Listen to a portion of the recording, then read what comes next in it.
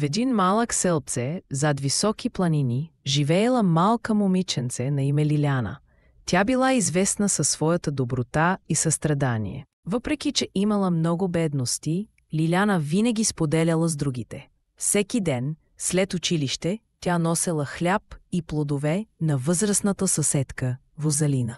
Един ден, докато вървяла по пътеката, тя срещнала младо момче на име Петър, който плачел.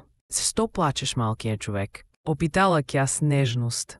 "Загубих любимата си играчка и не знам как да я намеря." Лиляна веднага решила да му помогне. "Хайде заедно да я потърсим, няма да се отказваме." Двамата започнали да търсят навсякъде в гората и около селото.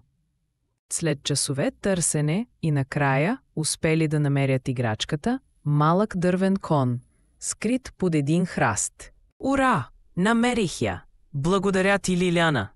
Лиляна се усмихнала и се почувствала щастлива, че е помогнала на новия си приятел.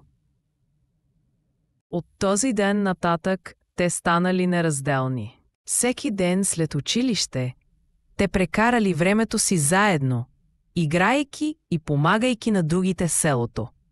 Скоро целият селото узнало за добротата на Лиляна и Петър и решило да им се присъедини. Селото се превърнало в място, където всички помагали един на друг и споделяли щастие.